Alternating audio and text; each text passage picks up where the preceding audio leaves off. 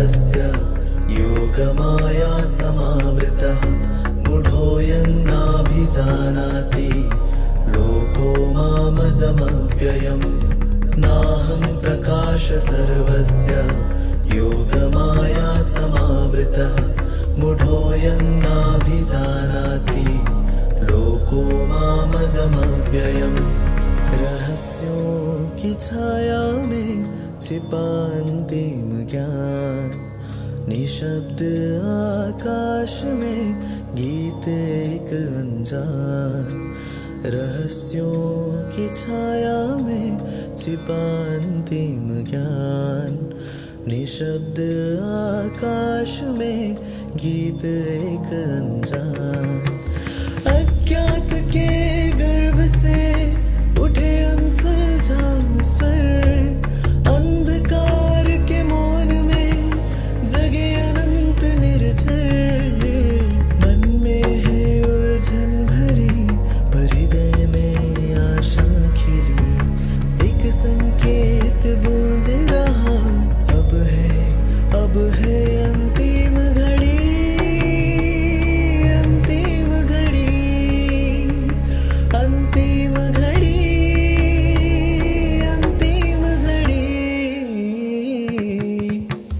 रहस्यांतर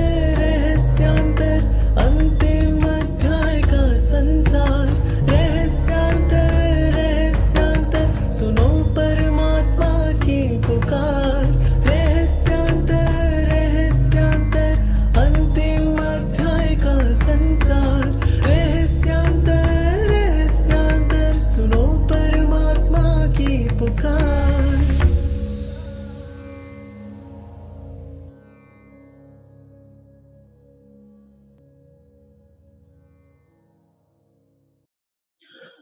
ஓம் சாந்தி. அவ்வியக்தவாணி பட்டியில் இன்னைக்கு episode 15. அவ்வியக்தவாணியோட date 25/2/86. ரகசியாந்தர் அந்திம் அத்தியாய். ஒரு சத்சங் ஒன்று நடந்துட்டுருக்கு. ஸோ அந்த சத்சங்கில் எல்லாரும் உட்காந்து இந்த ராம் கதா கேட்டுட்டு இருக்காங்க. அப்போ ஒருத்தர் தூங்கி விழுகிறாரு. ஸோ இப்போ முன்னாடி இருந்து அந்த குரு சொல்கிறாரு, நட்வர்லால் அண்ணா தூங்குறீங்களா அப்படின்னு. அவர் சொல்கிறார், இல்லை நான்லாம் ஒன்றும் தூங்கலை, நான் நல்லா முழிச்சுட்டு தான் கேட்குறேன் அப்படின்னு. அடுத்து மறுபடியும் அந்த சத்சங் நடந்துகிட்டே இருக்கு. மறுபடியும் இவர் தூங்க ஆரம்பிக்கிறாரு. கொஞ்ச நேரம் கழிச்சு மறுபடியும் இந்த குரு கேட்குறாரு, நட்வர்லால் என்ன மறுபடியும் தூங்கிட்டீங்களா அப்படின்னு. இல்லை யார் தூங்குறா, யாரும் தூங்கலை, நல்லா முழிப்போட தான் கேட்டுட்ருக்கேன் அப்படின்னு. அப்புறம் மறுபடியும் அந்த இதை அவர் பேச ஆரம்பிக்கிறாரு. இப்போ மறுபடியும் அவர் தூங்கி விழுகிறார். இப்போ அந்த குரு சொல்கிறாராம், நட்வர்லால் என்ன முழிச்சிட்டு இருக்கீங்களா அப்படின்னு. இப்படி கேட்டோன்னே அவர் என்ன சொன்னா, இல்லை அதெல்லாம் இல்லை அப்படின்னு. அதாவது இன்னைக்கு மனிதரும் அந்த மாதிரி ஒரு ஆழ்ந்த தூக்கத்துல தான் இருக்காங்க. ஒரு கார்மிக் லூப், ஒரு டைம் லூப்ல அந்த இதுலயே சுத்திட்டு இருக்காங்க. இந்த சம்ஸ்காரங்கள் அதே இதுல தான் சுத்திட்டு இருக்காங்க. அப்ப அந்த மாதிரி ஆத்மாக்களுக்கு ஒரு ஷாக் வேணும், ஒரு மாற்றம் கொண்டு வரணும், சம்ஸ்கார் பரிவர்த்தனை பண்ணணும்னா ஒரு ஷாக் வேணும். ஸோ அப்ப எல்லா புருஷார்த்தமும் எதுக்குன்னா இந்த விழிப்புணர்வு அடையறதுக்கு தான், அந்த ஆழ்ந்த தூக்கத்துல இருந்து எந்திரிக்கிறதுக்கு தான். அதுக்கு ஃபர்ஸ்ட் என்ன ரியலைசேஷன் பண்ணணும்னா, ஆமா நான் இப்ப தூக்கத்துல இருக்கேன். அந்த ரியலைசேஷனே ரொம்ப பெரிய ரியலைசேஷன் தான். ஸோ அப்போ அந்த தூக்கத்துலேருந்து நான் எந்திரிக்கணும். அந்த தூக்கத்து மேலே ஒரு வைராக்கியம் வரணும். இப்போ 24 மணி நேரமும் நான் அந்த விழிப்புணர்வு ஸ்டேஜ், ஆத்மாபிமானி ஸ்டேஜில் இருக்கணும். ஏன்னா எது வரைக்கும் தூக்கத்தில் தேகபானில் இருக்குமோ அது வரைக்கும் வெளியில் உள்ள விஷயங்கள், சுகதுக்கம் அதெல்லாம் நம்ம பிரபாவம் பண்ணிக்கிட்டே இருக்கும். இந்த உலகத்தில் உள்ள ஏதோ ஒரு மனிதன் இல்லை ஏதோ ஒரு பொருள் நம்மளை இந்த சுகதுக்கங்கிற அந்த இதில் அந்த சக்கரத்தில் சுத்த வச்சுக்கிட்டே இருப்பாங்க. அந்த துக்கத்தோட சக்கரத்திலேயே சுற்றிக்கிட்டே இருக்கும். அதுக்கப்புறம் நம்ம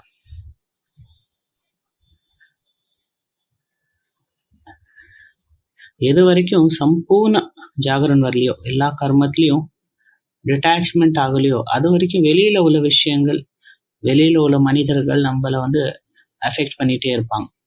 அது சுகம் துக்கம் கொடுத்துக்கிட்டே இருக்கும். வெளியில உள்ள விஷயங்கள், வெளியில உள்ள பரிஸ்திதி, அதுவும் வந்து நம்மளை எஃபெக்ட் பண்ணக்கூடாது. ஏன்னா யாரும் நம்மளுக்கு சுகம் கொடுக்க முடியாது, துக்கம் கொடுக்க முடியாது. இந்த உலகத்துல உள்ள மனிதர்கள்ல அவ்வளோ சக்தி கிடையாது நமக்கு சுகம் கொடுக்குற அளவுக்கு, இல்லை என்ன துக்கப்படுத்துற அளவுக்கு அவங்கள்ட்ட சக்தி இல்லை. இந்த சத்தியத்தை நம்ம தெரிஞ்சுக்கிட்டோம்னா அதுக்கப்புறம் அந்த சுகம் துக்கங்கிற அந்த இதுல இருந்து, அந்த பிரம்மத்திலிருந்து வெளியே வந்துடும். எவ்வளோ விதமான மயக்கத்துல, எவ்வளோ விதமான ஒரு குழப்பத்துல இருக்கும். நம்ம பசியாகட்டும், தூக்கமாகட்டும், இதெல்லாமே ஒரு விதமான பிரம்மம். நிந்தா, ஸ்துதி, அப்புறம் வந்து எனக்கு ரொம்ப சூடா இருக்கு, குளிரா இருக்கு, இது எல்லாமே பிரம்மம். யாரோ நமக்கு சுகம் கொடுக்குறாங்க, யாரோ துக்கம் கொடுக்குறாங்க. யாரோ எனக்கு துக்கம் கொடுத்துட்டாங்க அதனால நான் துக்கமா இருக்கேன், அப்படி கிடையாது. இல்லை யாரோ எனக்கு சுகம் கொடுக்குறாங்க அதனால நான் சுகமா இருக்கேன், அப்படியும் கிடையாது. இப்போ அந்த ஆத்மாபிமானி ஸ்திதி வந்து சமமான ஸ்திதி, எல்லா இதுலயும் சமமா இருக்கக்கூடிய ஸ்திதி அந்த ஆத்மாபிமானி ஸ்திதி. ஸோ என்ன நடந்தாலும் நான் என்னுடைய அந்த சாந்த ஸ்வரூபத்துல நிலைச்சிருக்கும். அந்த சாந்தி நிரந்தரமா எனக்குள்ளார இருக்கு. அது வெளியில இருந்து எங்கேயும் நான் கொண்டு வரல. அதுக்கு காரணம் எந்த ஒரு மனிதரும் கிடையாது.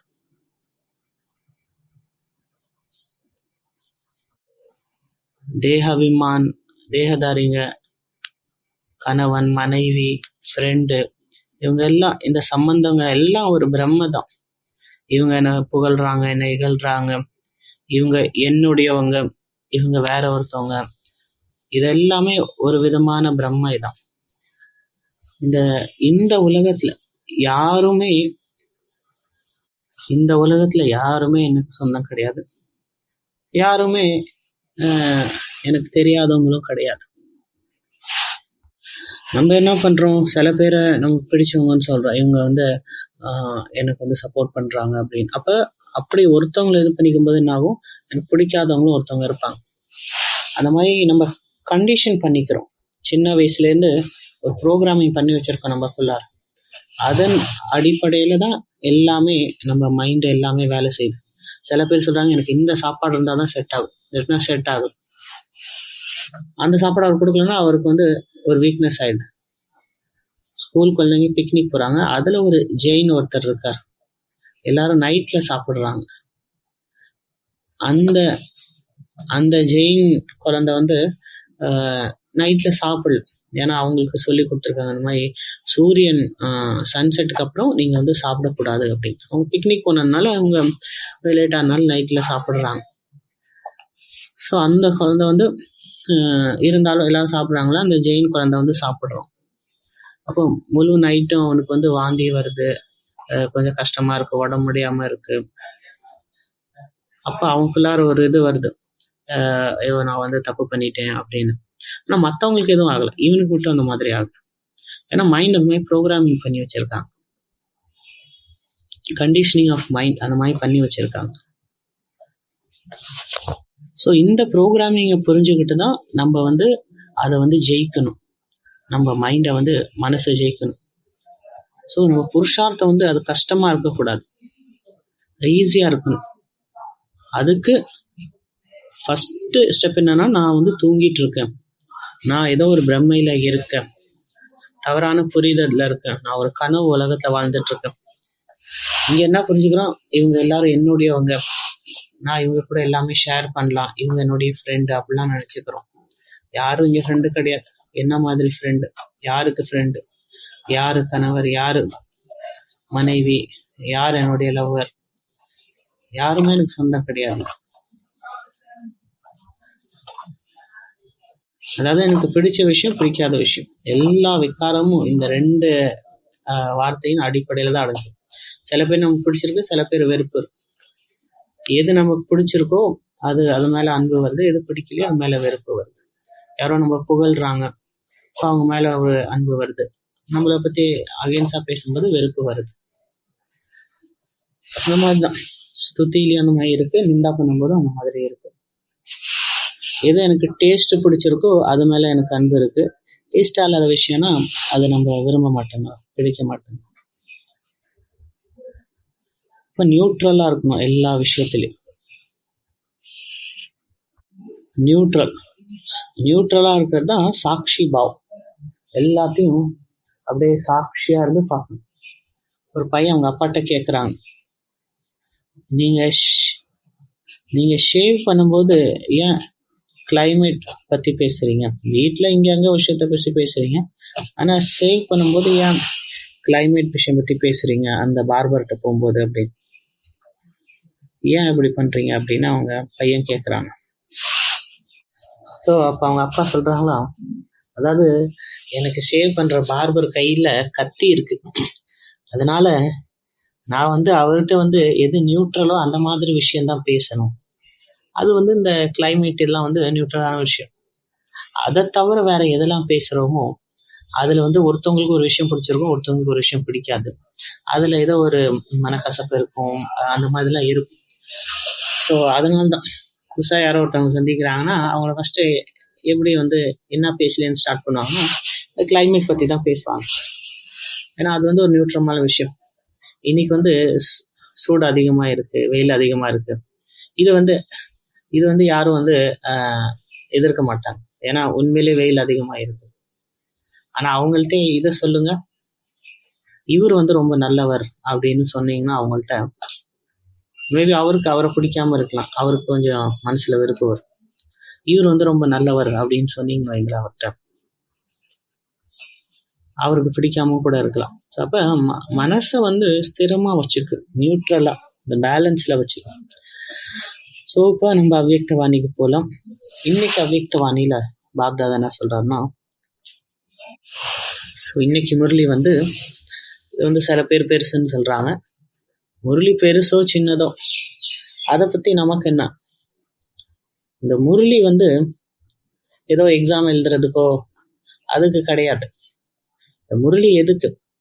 ஏதோ படித்து முடிச்சிடணும் அந்த கடமைக்கு இல்லை. இந்த முரளி சோம்ரஸ், இதெல்லாம் சோபிரஸ். கொஞ்சம் கொஞ்சமாக அதை அனுபவம் பண்ணும், கொஞ்சம் கொஞ்சமாக குடிச்சு அதை அனுபவம் பண்ணும், அந்த சுகத்தில் மூழ்கணும். ஸோ இந்த முரளியை டபுள் சபா பாபா பார்க்குறாரு, டபுள் ஸ்டேஜ் பாபா பார்க்குறாரு. ஒன்று சரீரத்துக்கான ஸ்டேஜ், அடுத்த ஸ்டேஜ் என்னது? ஆத்மாக்கான ஸ்டேஜ், திருட சங்கல்பத்துக்கான ஸ்டேஜ். ஸோ இந்த ரெண்டு விஷயம் பற்றி பாபா சொல்கிறார். பிராமணோட வாழ்க்கை எப்படி இருக்கு? முழு நாளில் நிறைய பேரோட கனெக்ஷனில் வரும், அவங்களுக்கு ஞானம் சொல்கிறோம், பாஷன் கொடுக்குறோம், கோர்ஸ் கொடுக்குறோம், ஏதோ நம்ம பேச வேண்டியதாக இருக்கு. ஆனால் பேசும்போது என்ன கவனம் இருக்கணும்? இது சிவபாபாவுடைய ஸ்டேஜ் அப்படிங்கிற அந்த கான்ஷியஸில் இருந்து நான் ஜஸ்ட் ஒரு நிமித்தம் தான் அப்படிங்கிற அந்த ஒரு கான்ஷியஸ் இருக்கணும். ஸோ அதனால் இன்னைக்கு ஒரு படம் வரைங்க, அதில் 2 ஸ்டேஜ் இருக்கணும். ஒன்று ஸ்தூலமான ஸ்டேஜ், அங்கே ஸ்பீச் கொடுக்குறீங்க. அடுத்து மனதின் ஸ்டேஜ். மனதின் ஸ்டேஜும் ஸ்ட்ராங்காக இருக்கணும், டிட்டாச்சாக இருக்கணும். பேசுறதுலேயும் டிட்டாச்சாக இருக்கணும், கர்மத்துலேயும் டிட்டாச்சாக இருக்கணும், பாவனாலையும் டிட்டாச்சாக இருக்கணும். ஸோ அந்த மாதிரி ப்ராக்டிஸ் பண்ணும். நம்மளே நம்ம மனசை பாருங்களேன், எவ்வளோ அட்டாச்மெண்ட் இருக்கு, எவ்வளோ விஷயங்களை மாட்டிகிட்டு இருக்கோம். மனசு எது பண்ணாலும் அதில் போய் அட்டாச் ஆகிடுது. எந்த ஒரு கர்மம் செஞ்சாலும் அதில் போய் அட்டாச் ஆகிடுது. ஏதோ ஒரு கிரியேட் பண்ணுறோம், அதில் போய் அட்டாச் ஆகிடுது. ஒன்றும் இல்லை, ஜஸ்ட் ஒரு கோலம் வரைகிறோம், அதில் போய் மனசு அட்டாச் ஆகிக்குது. எது செஞ்சாலும் மனசு அதில் போய் அட்டாச் ஆகிக்குது. ஸோ அதனால் புருஷார்த்தம் எதுக்காக பண்ணணும்? எந்த விதமான புருஷார்த்தம் பண்ணணும்? டிட்டாச் ஆகிறதுக்கான புருஷார்த்தம் தான் பண்ணணும். நம்ம எப்பயுமே அந்த நியூட்ரல் ஸ்டேஜ், சமமான ஸ்டேஜில் இருக்கிறதுக்காக தான் புருஷார்த்தம் பண்ணும். அந்த நியூட்ரலாக இருக்கிறதுக்காக தான் முயற்சி பண்ணும். என்னுடைய சங்கல்பமும் நான் ஒருத்தவங்களுக்கு சொல்லணும்னா அதை நியூட்ரலாகி சொல்லணும். அதில் இந்த ஆசை இருக்கக்கூடாது, நான் எது சொன்னாலும் எல்லாரும் ஏற்றுக்கணும் அப்படின்னு. அது என்னோட சங்கல்பையும் எல்லாரும் ஸ்வீகாரம் பண்ணும்.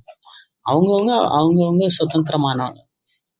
ஸோ ஸோ அதனால் இந்த மாதிரி ஒரு படம் வரைங்க டபுள் ஸ்டேஜ்க்கான ஸ்தூல ஸ்டேஜ் மற்றும் சூக்ஷ்ம ஸ்டேஜ். இன்னைக்கு 2வது ஹோம்ஒர்க் என்னன்னா, இன்னைக்கு பாபா 5 விஷயம் சொன்னார். ABCDE. ஏன்னா அட்டாக்ஸ் ஆஃப் மாயா, என்ன ஆனாலும் சரி, மாயா எந்த ரூப்பில் வந்தாலும் சரி. 2வது வந்து மனிதர்களோட விஷயங்கள், மனிதர் ஏதாவது சொல்லிட்டு தான் இருப்பான். ஏன்னா இது மனிதர்களோட சுபாவம். அவங்க சும்மாவா உட்காந்துருப்பாங்க, மனசு ஏதாவது பண்ணிக்கிட்டு தான் இருக்கும். இங்கே உள்ள விஷயம் அங்கே உள்ள விஷயம் ஏதாவது சொல்லிட்டு இருக்கும். வாழ்க்கையில் லட்சியம் இல்லைன்னா என்ன ஆகும்? இப்போ ஏதாவது வந்து சொல்லிகிட்டே இருப்பாங்க. எங்கே பாத் இருக்கோ, இந்த மாதிரி விஷயங்கள் இருக்கோ, அங்கே பாபா இல்லை. எங்கே பாபா இருக்காங்களோ அங்கே இந்த மாதிரி வீண் பேச்சு இதெல்லாம் வேஸ்ட் எல்லாம் இல்லை. 2வது வந்து blame the people. யாரையோ பற்றி குறை சொல்கிறது. நீங்கள் ஏதோ பண்ணுங்க, பண்ணாதீங்க. நீங்கள் எது செஞ்சாலும் மக்களுக்கு ப்ராப்ளமாக தெரியும், செய்யலைனாலும் ப்ராப்ளம். ஞானத்தில் இருந்தாலும் மற்றவங்க வந்து ஏதாவது ப்ராப்ளம் சொல்லுவாங்க, இல்லைனாலும் ஏதாவது சொல்லுவாங்க. நல்லதான் ஞானத்தில் போயிட்டு ஏன் விட்டுட்டீங்க அப்படின்னு அவங்க வந்து சொல்லுவாங்க. ஸோ அதனால் மக்கள் வந்து ஏதாவது ஒன்று சொல்லுவாங்க. முன்னாடி கூட சொல்லியிருக்கேன், ஒரு சன்னியாசி இருந்தார். அவர் வந்து ஒரு சன்னியாசி இருக்காரு. அவர் வந்து ஒரு கிராமத்தில் வந்து ஒரு கிணறு மாதிரி இருக்கு, அங்கே படுத்துடுறாரு பக்கத்தில். ஸோ இப்போ அந்த சன்னியாசி அங்கே பக்கத்தில் ஒரு கல் இருக்கு, அந்த கல்லை எடுத்து கொஞ்சம் தலைவான மாதிரி தலைக்கு வச்சு அங்கே படுக்கிறார். அப்போ அங்கே வந்து அந்த கிராமத்து பெண்கள் வந்து தண்ணி எடுக்க வராங்க. அதில் ஒருத்தவங்க சொல்கிறாங்க, இவர் என்னமோ சன்னியாசம் பண்ணுறேன்னு சொன்னார், சன்னியாசம் பண்ணிட்டார், ஆனால் தலையிலையும் தலைவாணி இதெல்லாம் வைக்கிறாரு அப்படின்னு. அவர் என்ன பண்ணுறாரு, உடனே அந்த கல்லை தூக்கி போட்டுடுறாரு. இப்போ இன்னொரு பெண்மணி சொல்கிறாங்க, ஆமாம் அவருக்கு இன்னும் அந்த அகங்காரம் மட்டும் போல பாருங்க, எப்படி வந்து இதாக இருக்காரு. அவர் உடனே எந்திரிச்சு நின்றுடுறாரு. இப்போ 3வது பெண்மணி சொல்கிறாங்களா, நீங்கள் ஏன் இந்த விஷயத்துலலாம் பிரபாவம் ஆகுறீங்க? 4வது பெண்மணி அதான் சொல்கிறாங்க, இப்போ நம்ம வந்து இந்த நதி மாதிரி ஃப்ளோ ஆகிட்டே இருக்கணும். இவங்க சொல்கிறாங்க அவங்க சொல்கிறாங்க அப்படின்னு அந்த பிரபாவத்தில் வந்து நம்ம வந்துடக்கூடாது. மக்கள் ஏதாவது சொல்லிட்டு தான் இருப்பாங்க. இந்த மொழியில பாபான்னு சொல்றாரு, நேச்சுரல் கெலாமிட்டி பற்றி பாபா சொன்னார். பிரகிருதி ஏதாவது பண்ணும், திடீர்னு ஏதாவது பண்ணும். திடீர்னு பூகம்பம் வரும். இப்போதான் நம்ம வீடு கட்டணும், திடீர்னு பூகம்பம் வந்துருச்சு, எல்லாம் முடிஞ்சு போச்சு. திடீர்னு மழை வரும், புயல் வரும், எது வேணாலும் வரலாம். அடுத்து 4வது பாபா என்ன சொன்னாரு, சம்பந்தத்தில் வந்து அந்த கசப்பு தன்மை, அதில் வந்து அவங்களுக்கு கொஞ்சம் கஷ்டமாக தெரியுது. லௌகிக் அலௌகிக் சம்பந்தத்தில் அந்த சர்க்கம்ஸ்டான்சஸில் அதில் வந்து பிரச்சனை. இவன் வந்து சின்னவன், இவன் வந்து பெரியவன். ஸோ அந்த மாதிரி ரிலேஷன்ஷிப்பில் ஒரு ஃப்ரிக்ஷன், சன்ஸ்கார் மோதல், இவர் தான் என்னை ரொம்ப டிஸ்டர்ப் பண்ணுறாரு அப்படின்னு. அடுத்து 5வது மனதின் புயல், அது ரொம்ப சூக்ஷ்மமானது. வெளியிலேருந்து யாரும் எதுவும் பண்ணல.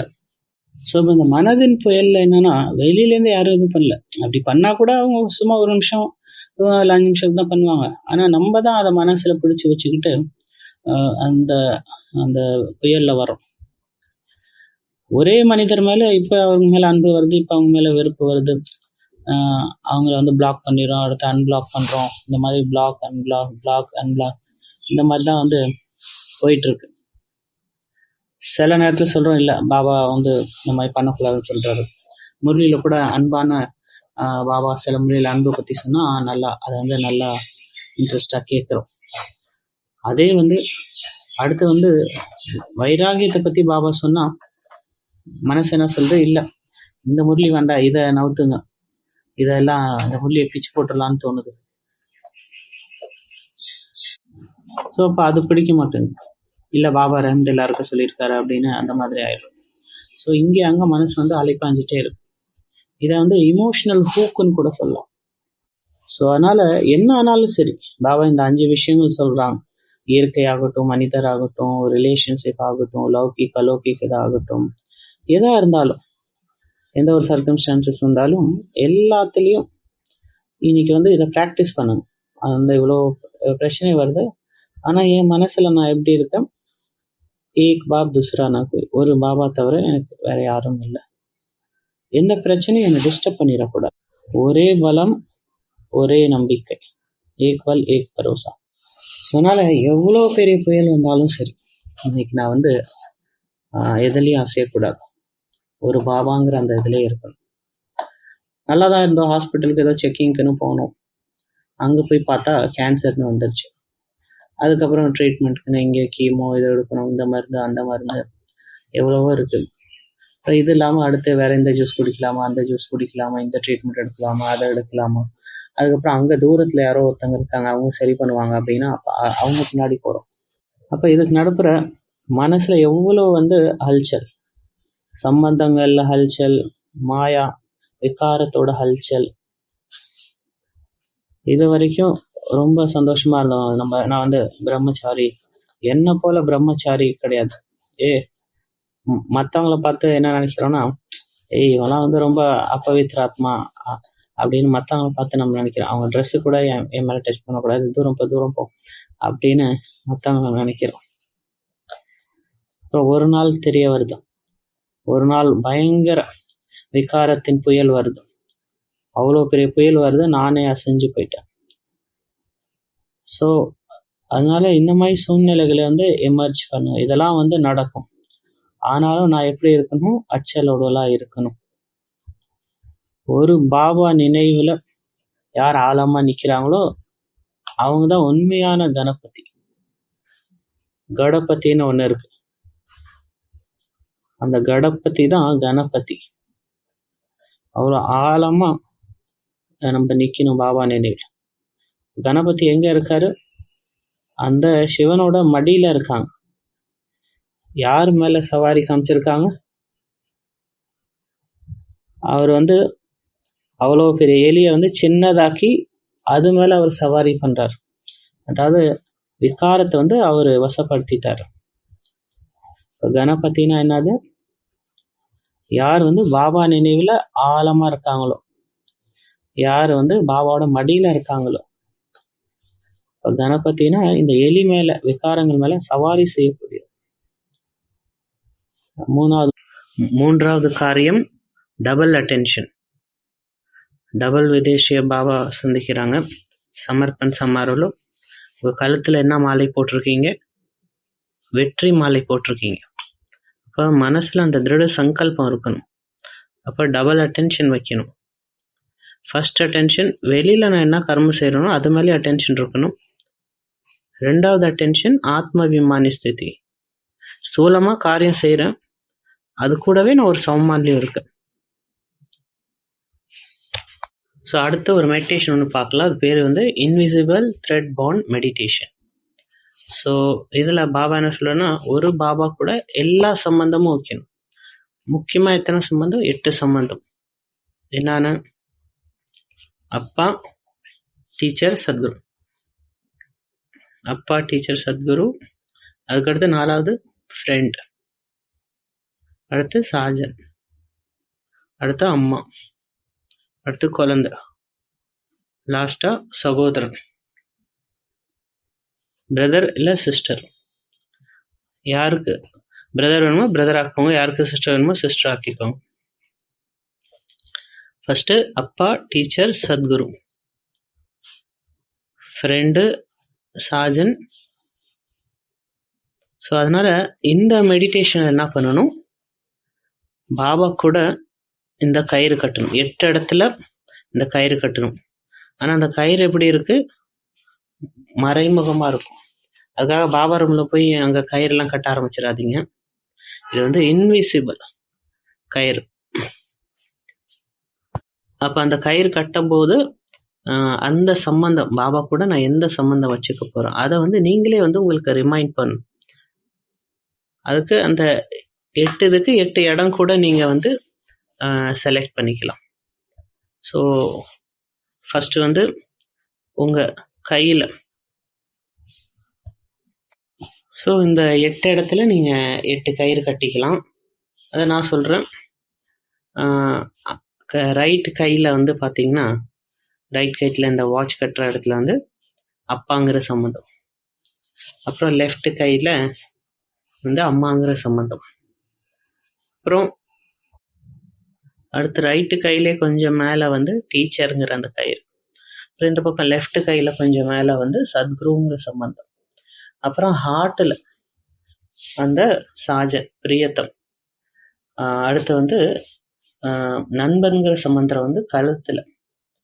அடுத்து வந்து சகோதரன்கிற சம்பந்தம் நம்ம நெற்றியில். அப்புறம் இந்த சந்தான் என்னோட குழந்தைங்கிற சம்பந்தம் வந்து வயிறில். அப்போ யோகாவில் உட்காரும்போது இந்த இதை விஷுவலைஸ் பண்ணுங்க. இந்த ஒவ்வொரு கயிறையும் வந்து விஷுவலைஸ் பண்ணுங்க. பாபா, நீங்கள் யாரு? நீங்கள் வந்து என்னுடைய கணவர், நீங்கள் என்னுடைய நண்பன், நீங்கள் என்னுடைய வந்து டீச்சர். இப்போ நீங்கள் டீச்சர்னா நீங்கள் தான் எனக்கு சொல்லி கொடுக்கணும். எவ்வளோ அகங்காரம் இருக்குது, எவ்வளோ மோகம் இருக்குது, எவ்வளோ துக்கம் இருக்குது, இதெல்லாம் எப்படி எடுக்கிறது? ஏன்னா நீங்கள் தான் டீச்சர், நீங்கள் தான் சொல்லித்தரணும். சத்குரு முன்னாடி சமர்ப்பணம் ஆயிடுங்க. பெரிய பெரிய பிரச்சனை வரும்போது ராஜா மகாராஜெல்லாம் என்ன பண்ணுவாங்க, அவங்க குரு கிட்ட போய் சமர்ப்பணம் ஆவாங்க. குரு சொல்லுங்க நான் என்ன பண்ணணும். ஸோ ஏதாவது ஒரு மார்க்கம் சொல்லுங்க, அது மூலியமா எனக்கு நன்மை நடக்கணும். இப்போ எங்கே போகிறது? பாபா என்னுடைய சாத்தி வாங்க, உதவி பண்ணுங்க, எனக்கு வந்து உதவி பண்ணுங்க அப்படின்னு மனசால சொல்லுங்க. ஸோ அதனால் இன்னைக்கு இந்த மெடிடேஷன் பண்ணுங்க. பாபா, நீங்கள் தான் என்னுடைய தம்பியும், என்னுடைய கணவன், என்னுடைய ஃப்ரெண்டு. சில பேர் அம்மா அப்பா கிட்ட ஷேர் பண்ண மாட்டாங்க, ஆனால் ஃப்ரெண்டுகிட்ட ஷேர் பண்ணுவாங்க. நீங்கள் பாபான்னு சொன்னால் அது ஏதோ ரொம்ப தூரமாக இருக்கிற ஒரு சம்பந்தம் மாதிரி ஃபீல் ஆகுது. அடுத்து வந்து பார்த்தீங்கன்னா, இந்த ஃப்ரெண்டுங்கிற ரிலேஷன் அந்த மாதிரி ஒரு ரிலேஷன். அம்மா அப்பாட்ட சொல்ல கூட ஃப்ரெண்டுகிட்ட சொல்லுவாங்க. மனிதன் வந்து 2 காரணத்தினால சிரிப்பான். ஒன்று வந்து உண்மையிலே ஏதோ ஒரு ஜோக்கு, ஏதோ ஒரு சிரிக்கிற மாதிரி விஷயம், அதனால அவ்வளோ சந்தோஷமாக சிரிக்கிறான். இன்னொன்று வந்து ரொம்ப துக்கம் இருந்ததுனால அந்த துக்கத்தை மறைக்கிறதுக்காக சிரிப்பாங்க. இந்த மாதிரி சைக்காலஜி வந்து சொல்லுது. சில பேர் பார்த்தீங்கன்னா அந்த மாதிரி இருக்காங்க. உள்ளார வந்து அவ்வளோ துக்கம் இருக்குது, கேட்கவே கேட்காதீங்க. ஆனால் வெளியில் வந்து அதை மறைக்கிறதுக்காக சும்மா ஒரு ஃபேக் ஸ்மைல் அந்த இது வச்சுருக்காங்க. யாராவது அவங்கள சீண்டிட்டா போதும், அந்த உள்ளார உள்ள எல்லா துக்கமும் அப்புறம் அப்படியே வெளிவர ஆரம்பிக்கும். வெளியிலேருந்து பாபான்னு சும்மா மேலோட்டமாக சொல்கிறாங்க, ஆனால் உள்ளார வந்து அவ்வளோ ஆழமான துக்கம் இருக்கு. அப்போ நான் அந்த மாதிரி இருக்கேனா? அந்த பொய்யான சிரிப்புக்கு ஓட பெஸ்ட்டு எதுனா, நீங்கள் வந்து உண்மையாக அழுத்துறது பெஸ்ட்டு. அதனால் இந்த 8 சம்பந்தம் யோகாவில் நீங்கள் விஷுவலைஸ் பண்ணணும். பாபானுடைய குழந்தைங்க என்ன பண்ணுறாங்க, அம்மா அப்பாவை விருத்தாசிரமத்தில் இப்போ விட்டுறாங்க. அதே ஊரில் தான் அவங்க பையனோட வீடும் இருக்கும். ஆனால் அவங்க பையன் வந்து அதே ஊரில் அவங்க அம்மா அப்பா வந்து கொண்டு போய் அநாத ஆசிரமத்தில், இந்த வயசானவங்க இருக்கக்கூடிய அந்த விருத்தாசிரமத்தில் கொண்டு போய் சேர்த்துட்றாங்க. இருந்தாலும் குழந்தை பிறக்கும்போது அம்மா அப்பாவுக்கு எவ்வளோ சந்தோஷம் வருது. ஸோ அதனால் இன்னைக்கெல்லாம் அபியாசம் தான். அடுத்து அவர் என்னுடைய சாஜன்கிற சம்பந்தம் எவ்வளோ ரொம்ப நல்லதான அதுக்கு நீங்கள் வந்து சஜினி ஆகணும். அதுக்கு என்ன குணம் வேணும்னா சமர்ப்பன்கிற அந்த குணம் வேணும். அப்போ டோட்டல் இந்த அபியாசம் இதெல்லாம் பண்ணும். அடுத்த அபியாசம் 5வது ப்ராக்டிஸ் என்னன்னா மகாராஸ். ஒவ்வொரு ஆத்மாவும் கோபி வல்லபோட டான்ஸ் ஆடணும். இப்போ நான் யாரு? நான் அந்த கோபி. அந்த சீனை வந்து யோகாவில் பாருங்க. ஒரு மகாராஸ் எல்லாரும் டான்ஸ் ஆடுறாங்க, அதில் நான் எங்கே இருக்கேன்? நீங்களே வந்து உங்களை பாருங்க. இந்த மகாராஸில் இந்த டான்ஸில் நான் எங்கே இருக்கேன்? அப்போ இன்னைக்கு இந்த முரளியில் பாபா வந்து விதவிதமான ஆத்மாக்களை சந்திக்கிறாங்க. குவாலிட்டி, குவான்டிட்டி, தில்வாலா, தில்ருபா இதெல்லாம் பற்றி பாபா பேசினார் இன்னைக்கு முரளியில். இப்போ ஒரு முரளியில் எவ்வளோ விஷயங்கள் வந்து பாபா சொல்கிறாரு. அதனால் ஒரு முரளி படிச்சுட்டேன், அது எல்லாம் ஞாபகம் வந்துடுச்சு அப்படின்னு நினைக்காதீங்க. அது சின்ன சின்னதாக பிரிங்க. அந்த முரளியை வந்து சின்ன சின்னதாக பிரிங்க. அப்போ தான் என்ன பண்ணோன்னா நம்ம நல்லபடியாக ஃபோக்கஸ் பண்ண முடியும். அந்த முரளி படிக்கிறது, அந்த முரளி எழுதுறதே வந்து நமக்கு யோகாவாக மாறிடும். அதாவது முரளி கேட்குறது எழுதுறதுலாம் அது தனி, யோகா தனி அப்படி இருக்கக்கூடாது. எல்லாமே வந்து யோகாவாகிடும். அது வந்து அவ்வளோ வந்து நம்ம யோகயுக்தா செய்யும்போது அதிலே வந்து நமக்கு அந்த ஆனந்தம் வரும். அப்போ ஒரு லைன் படிங்க, அதை என்ஜாய் பண்ணுங்க. ஒரு லைன் படிங்க, அதை என்ஜாய் பண்ணுங்க. வெயிட் பண்ணுங்க. ஒரு முரளியை முழு நாள் கூட படிக்கலாம். ஃபாஸ்ட் ரீடிங் அது வேற விஷயம். நம்ம டக்குன்னு படித்தா அது வேற. ஆனால் முரளி வந்து ஆனந்தத்துக்கான வழியும் அதுதான். அப்போ இந்த மாதிரி நீங்கள் படிக்கணும். ஒரு லைன் படிங்க, ஸ்டாப் பண்ணுங்கள், என்ஜாய் பண்ணுங்கள். ஸோ இந்த ஹோம்ஒர்க்லாம் பண்ணுங்க. ஸோ ஃபஸ்ட்டு வேலை டபுள் ஸ்டேஜ்க்கான படம் வரையணும். செகண்டு, எல்லா விதமான பிரச்சனை இதெல்லாம் வரும், ஆனால் நான் வந்து ஸ்திரமாக இருக்கேன். ஒரு பாபா வேற யாரும் கிடையாது. ஒரு பாபா, ஒரே பரோசா. மனிதர்கள் ஏதாவது சொல்லிகிட்டே தான் இருப்பாங்க. ஏதாவது அப்போ யாரும் எதுவும் சொல்லலைன்னா அப்போ நான் முயற்சி பண்ணலன்னு அர்த்தம். அதில் ஏதோ குறை இருக்குன்னு அர்த்தம். யாராவது ஏதாவது சொல்லிக்கிட்டே தான் இருப்பாங்க. அவங்க சொல்லக்கூடாதுன்னு நம்ம நினைக்கக்கூடாது. ஆனால் அது வந்து என்னை டச் பண்ணிடக்கூடாது, அது என்னை அசைச்சிடக்கூடாது. நான் அச்சலோடலாம் இருக்கணும். சுத்தி, நிந்தா, பேரு, புகழ் இதெல்லாம் தூசமாகி நம்மளுக்கு தெரியணும். நான் அஷரரி ஆத்மா, நான் பவித்ர ஆத்மா, அந்த ஸ்திதியில் இருக்கணும். சிவ் பாபாவோட நினைவில் இந்த உலகத்தையே மறந்துட்டேன். ஒரு பக்கம் உலகம் மறந்துக்கிட்டே போகணும், இன்னொரு பக்கம் பாபாவோட நினைவு நல்லா ஆழமாக பதிஞ்சுக்கிட்டே இருக்கணும். அந்த சாந்தியின் கிரணங்கள் உள்ளாரேந்து வரணும். இந்த உடலை மறந்து நான் ஜோதி ஸ்வரூபம் ஆயிடணும். இப்போ என்ன சங்கல்பம் பண்ணணும்? இந்த உடல் நானே கிடையாது, அந்த ஒரு திடு சங்கல்பம் பண்ணிடுங்க. அதுக்கப்புறம் இந்த உடம்புக்கான சூடு, குளிர்ச்சி, பசி, தாகம், இதுக்கான சுவிதா, சுகம், இது எல்லாத்துலேருந்து விடுபட்டிருக்கேன். அதுக்கான அந்த அழகு, பியூட்டி, நான் எதுவுமே இது கிடையாது. இந்த உடலே நான் கிடையாது. நான் டோட்டலி டிட்டாச். எனக்கு இந்த பேரு, புகழ் எதுவுமே கிடையாது. என்னுடைய மனம் வந்து பாபாவோட கனெக்டடாக இருக்கணும். அஷரரி அவஸ்தா தான் என்னுடைய உண்மையான அவஸ்தா. அந்த லட்சியம் நான் அடையணும். அந்த தூய்மையின் மார்க்கத்தில் நான் நிதம் நடந்துக்கிட்டே இருக்கணும். நான் வந்து சக்தி. சிவபாபா நினைவில் இந்த உலகத்தை மறந்து நான் போகிறேன். பாபாவோட அன்பில் என் மனம் வந்து கலர்ஃபுல் ஆயிடுச்சு.